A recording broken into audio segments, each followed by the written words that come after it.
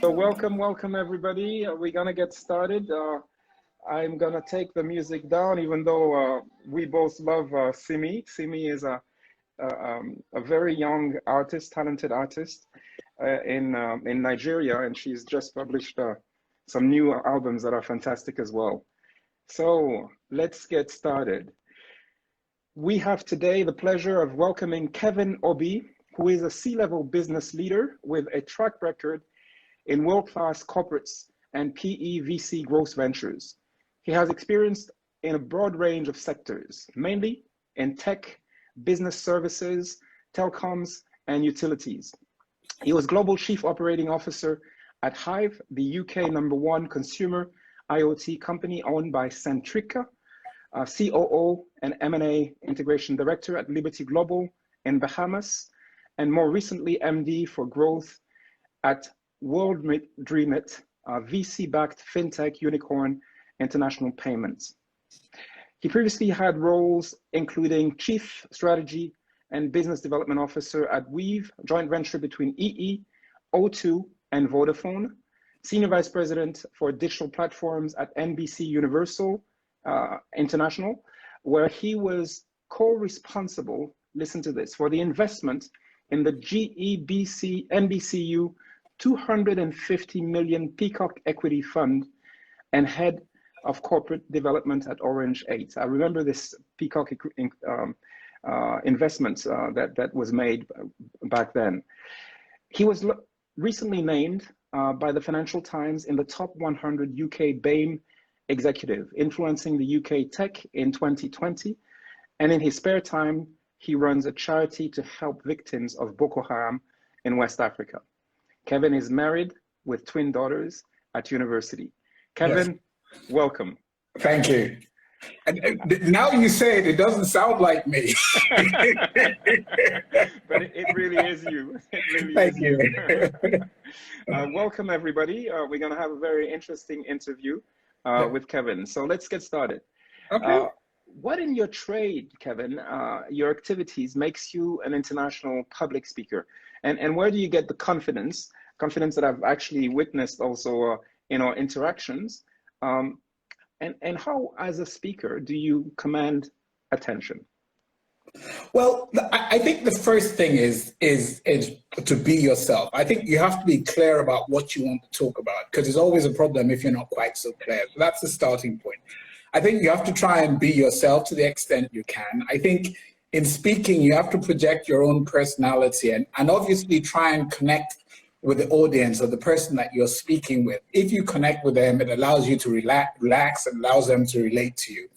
I think very often, I think there's a trick about speaking publicly, which is sounding confident. So even when you're not confident, you need to sound like you're confident, which really is a bit of an act for some people, and for some people it comes very clearly. I think I've always been a reasonably confident public speaker. I think I recall in my 20s and 30s, when a lot of my friends were getting married, they used to ask me to be their MC at their weddings for free. I'm thinking I could have made a career out of that if I wanted to. That's just me. Yeah. So you know, leading on from that, you have had a career that spanned across several industries, quite admirable, as a business leader, CEO, COO, with a track record in PE and VC growth ventures, telecoms, etc. So, Kevin, what is your story? Well, my story is not so straightforward. Originally, I trained as an engineer. I did a BA engineering in Nigeria. I did an MSc at Leeds. I spent the very early part of my career working in oil and gas as a project engineer. And then the latter part of it, I worked for 2 years with the UN in Bosnia, which is a whole different story in itself. I mean, following that, in my 20s, I decided to have a change of career and I went off to do an MBA. And then when I finished that, I went to work for Deloitte. But the part of Deloitte I was working in was a service line that delivered business change programs in strategy, transformation, and merger integration. So I used my experience of being an engineer on major infrastructure projects and really applied that into the business world. I'm fortunate that I was the co-founder of Deloitte's merger integration service line. And then I was headhunted to Orange when it was acquired by France Telecom in the sort of the mid-90s. And then it meant that I worked as an engineering project manager. I moved into M&A integration, and I moved into telecoms. I did that for a while. A year or two later, I was promoted to head of corporate development. And then I was hired by NBC Universal to run their international digital media business. And what they were trying to do was leverage the experience I had in telecoms and the mobile internet. And really, my career has been a series of using skills you gain from one industry, one set of experience, and leveraging that across a whole different set of areas and opportunities. So if you take, for example, in the smart home space, I went to do a merger integration for HomeServe. Part of their business was in smart homes. So Hive hired me, Centrica, as their global chief operating officer for their smart homes business. So really, there's been a consistent theme through it, helping companies drive growth, helping them drive business transformation, leading business development and M&A integration. I think ultimately, the part of my career, which I think was most beneficial, was spending 5 years in consulting in the mid-90s. Because when you're in consulting, you learn a broad range of skills. It also allows you to work on different assignments in different industries and come to speed very quickly. I think that's helped my career, as well as me being quite good at getting things done. And obviously being able to talk my way into a new job. That's a smart thing. Yeah. So in the light of your broad and varied business experience, what does innovation and learning mean? So how do you constantly learn and keep on top of novelty? Well, I think if you look at Silicon Valley's view, I think they have two views of innovation. The first view they describe is business model innovation. And a recent example of that I was traveling up to drop my daughter at university, and I saw a poster in a motorway station that basically said that a new insurance company was starting up, whereby if you went with your friend somewhere and you were tired, you could get insurance for the person to jump in the driver's seat and drive the car home for an hour or 2 hours or 3 hours, which is business model innovation. It takes a lot of technology and things behind it to make happen. And the second is new technology, like we're seeing the likes of Google and everything else. So I think those are the two types of innovation that I see. I think true innovation, I'm in complete awe of people who are innovators. I mean, it literally is catching lightning in a bottle to come up with a world-changing idea, have the skills and the hard graft to bring it to reality, and then continuously go through the difficult parts of being an entrepreneur. It's a huge effort, and people will be amazed at the success rate. So, I believe innovators are just amazing people. From my side, I think I'm naturally a curious person and I like learning. So I'm this kind of person who I'm always reading and understanding different areas. In fact, if I have any problem, it is mainly for the fact that I so like to learn that I sometimes lack focus. And I think it's important in these days as we go forward, there's change in so many areas that one should have a bit more focus. So if there's anything that I'm charging myself with going forward, is being focused in my learning. Okay, being focused in your learning going forward. Could you kindly share with us, with your rich background, a couple of anecdotes, maybe 3 or so, related to challenges and opportunities that you faced in building your career? Okay, I'll probably take 3 from 3 different stages in my career. I think there's a fun one from when I worked in my early days as an engineer in the UN in Bosnia. I mean, it was during the middle of a war. So it was in the mid-90s during the Great War in Bosnia. I lived in places like Sarajevo and Mostar and all sorts of interesting places. And I had to send my team up to support a military unit in one of the kind of the more dangerous parts of the country. And I was quite worried about it because I was putting their safety at risk. And I had a chat with the guys there, and they agreed to go off and do it. So we put them in the kind of the armored personnel carriers, and we took them up and we kind of sent them to go off and do the job. And then it struck me that, look, that I shouldn't send anyone to go and do an assignment that I'm not willing to support and be part of myself. So halfway through it, we were working with the Spanish military. So I told the Spanish guys that I'd like to go off and see my guys. So I said, well, you can come, but it's a 14-hour journey in an APC. And when you get there, you have to sleep in an underground bunker. So I said, yeah, I'll do it. So I took the 14-hour journey, and I slept that night like a baby, because a 14-hour in a rattling APC that you sometimes hear the ping of bullet shots off it is quite an interesting experience. But I think my team appreciated it. And it just taught me a valuable lesson in life that when you have a team as a leader, your primary responsibility is supporting that team. And if you do it, your team will appreciate it. So that would be kind of one interesting learning. Another interesting thing, I think, is that I don't know whether it's to do with race or color, but I found that very often I'm underestimated. So I have one particular instance that when I was joining one of the companies I was joining, I contacted the company. They said a headhunter is recruiting for it. I contacted the headhunter, and she said, oh, they have all sorts of great candidates. And it just struck me in my mind, why don't you think I'm a great candidate? So we got talking, and quite frankly, she told me, I literally dismissed me, which I thought, fine, no problem. I'm fine with that. I'll go through the process. It took 11 interviews to get the job, which was fun. And I was really, really satisfied that I got the job in the end. But one of the interviews, the person started by saying, you can't do this job. So we ended up having a fierce argument, a debate, I would say, rather than an argument, where I said, look, you work in this sector. I've worked in telecoms. Telecoms is a technology industry. It's a fast-moving consumer goods industry. It's a retail industry. It's a content industry all rolled into one. If I can do that and be successful in that, how complicated is your industry? And being an ex-consultant, I've worked in multiple industries. So I think that was an interesting process. Strangely enough, the lady and I became friends a lot later when I got the job.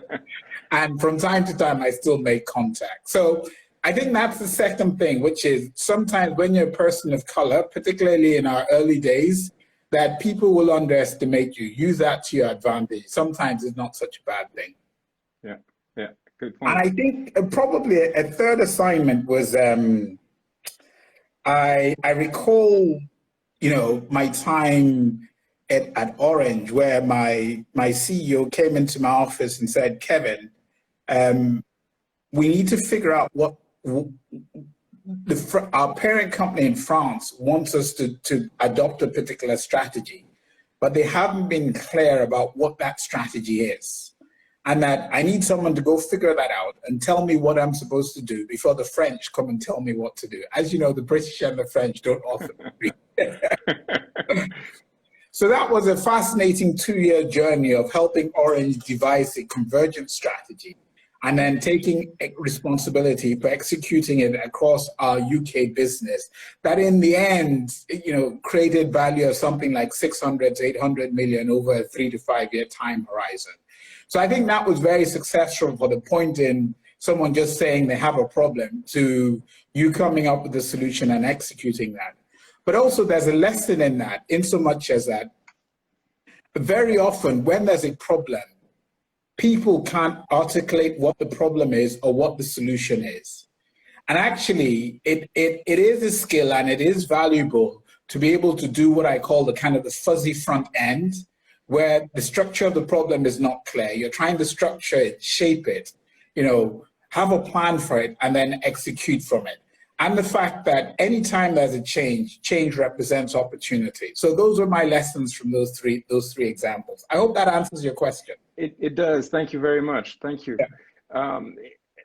I mean, you're a fascinating character. in your spare time, you run a charity. Listen to this, ladies and gentlemen, to help the victims of Boko Haram in West Africa. How did you come about? How did this come about, and how important is the act of giving back for you? How does it help you personally? Well, I don't see it as giving back. I just think of it as being the right thing to do if you can. So when I think about it, I decided that as a Christian that I'd like to use the skills and capabilities that I have in a way that, that helps other people.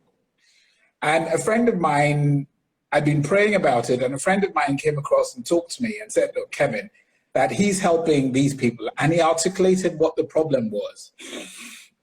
And being the curious person I am, I said, okay, then this is a problem. I think I can do something about it. So my first instinct was to go and find a UK charity called Doctors of the World to say, I have an idea.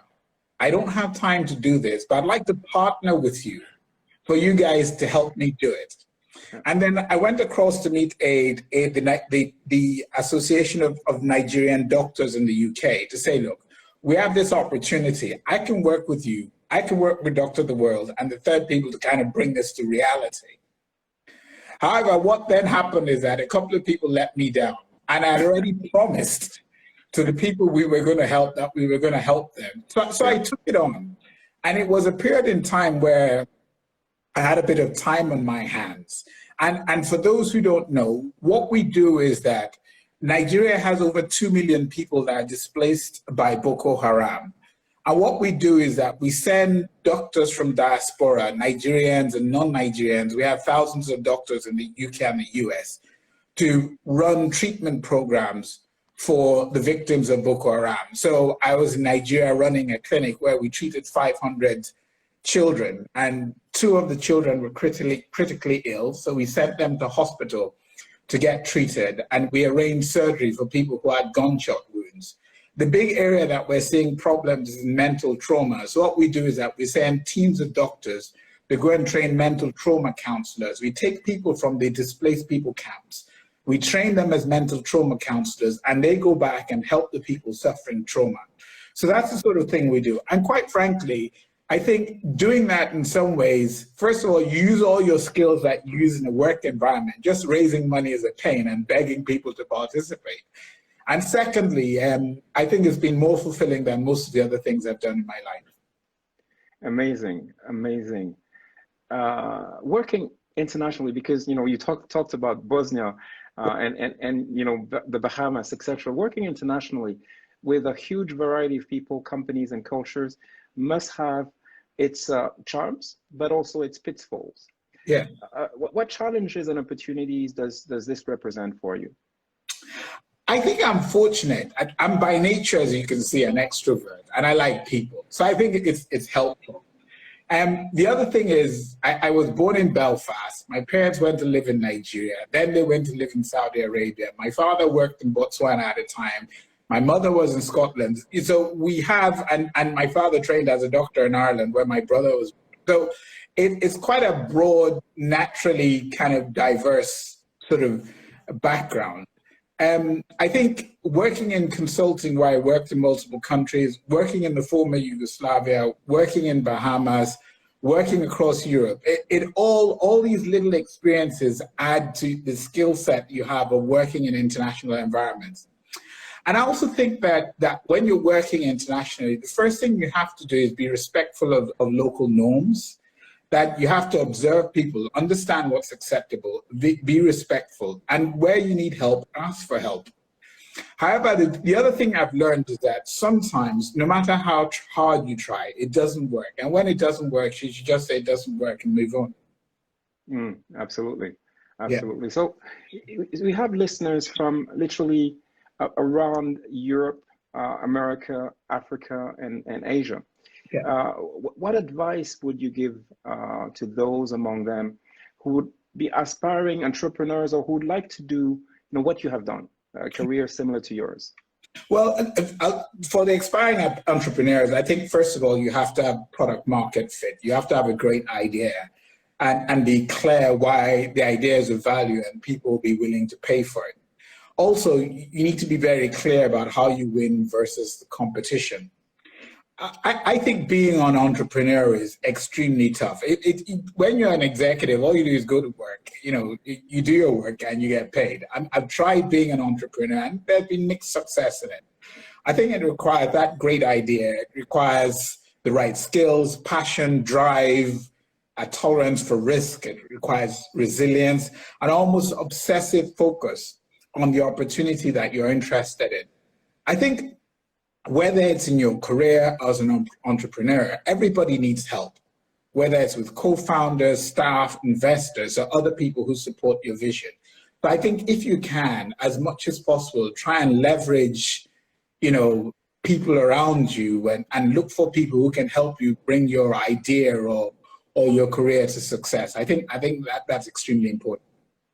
Thank you for that. Ladies and gentlemen, we have another few questions for Kevin. If you have a burning question that you want to ask him, please feel free to write it and I'll try to take it. Either write it directly here or write it in the question mark. So what tips about public speaking, succeeding in the corporate world, would you give to our audience?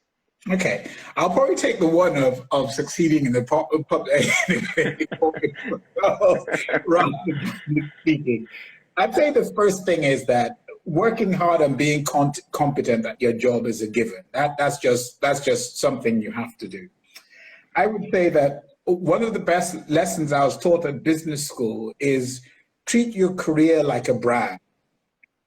And that's very important because every opportunity you're looking at it and saying, does this enhance my skills? Does this enhance my brand?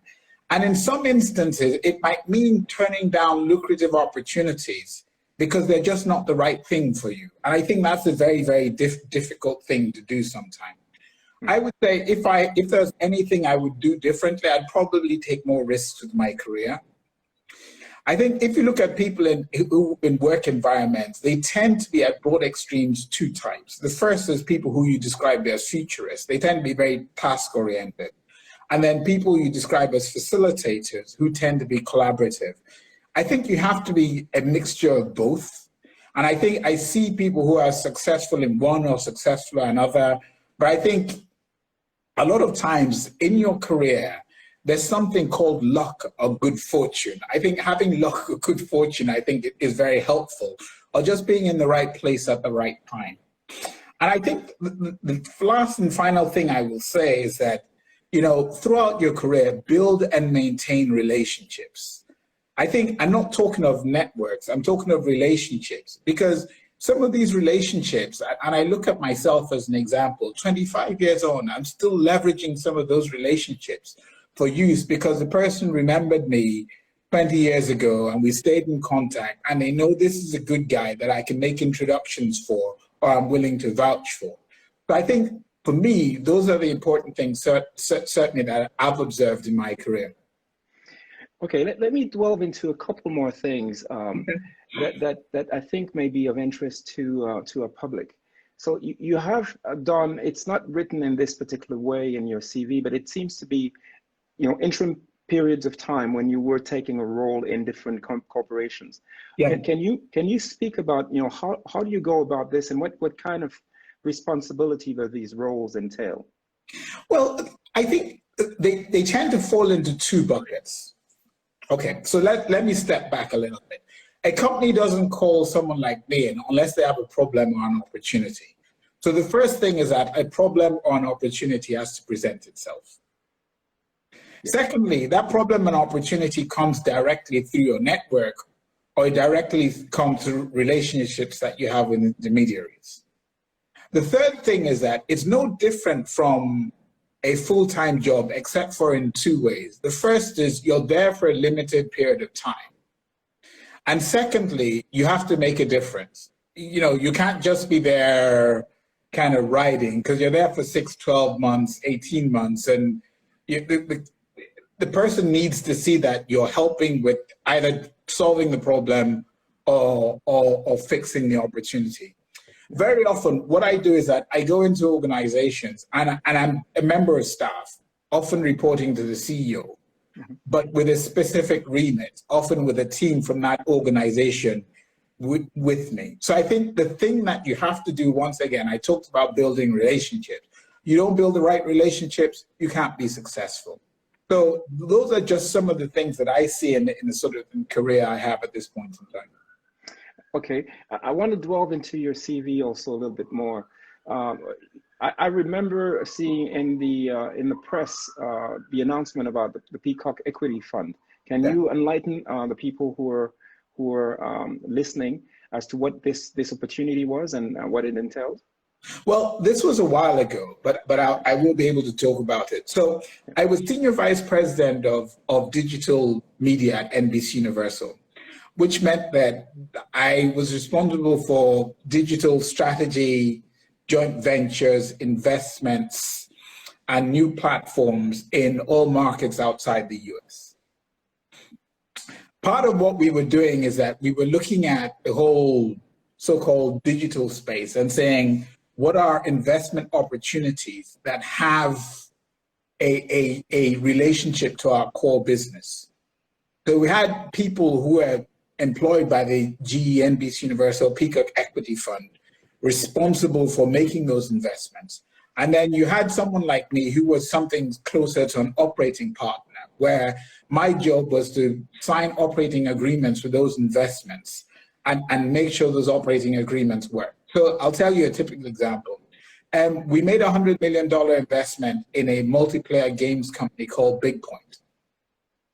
And part of our business, we had assets and brands that were warehoused. So we owned the license to Bruce Lee, you know, the old Kung Fu films. Yeah. So you can imagine where you can use Bruce Lee's image to create a multiplayer game that will be exciting for people. So that was part of my role as part of the Peacock Fund. And basically being part of the investment team that made international investment. So that was my role in that particular opportunity. Excellent, excellent. Maybe final questions. Yeah. You know, the role of Africans, Black people, people of African heritage in the corporate world in the UK is not very well known, and there's not that many of them. You have been nominated by the Financial Times as one of the people who impact the tech in 2020. Yeah. How does that happen? You know, how does that happen? Well, in my case, if you think about it, I was in the TMT practice at Deloitte in the 90s. I was co-founder of the post-acquisition integration practice and did the world's largest corporate acquisition when Vodafone acquired Management. In the early 2000s, I was head of corporate development at Orange, which was a significant task. So when that sort of nomination came through, my theory was that I was nominated simply because I've been around a long time. You've been around a lot, but you really impacted a lot of things. You know, I was looking at your CV and things like, you know, the alliance between Vodafone, EE, and I think it was Orange, or O2, sorry, the third one. That's an amazing deal. That was, you know, an amazing deal. So thank you very much. One last question. Any final messages for our audience? Well, I think one of the things I will say is that certainly for me and for many of us, that your career is never a straight line. I'm sure you've experienced it too. It's kind of ups and downs, and some of the things that help you are kind of perseverance, being at it, you know, through the good times and through the not so good times.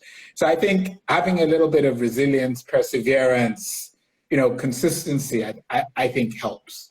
I think the other thing that I think is important is that it's always useful to have something that's just as important to you as work, if not more important.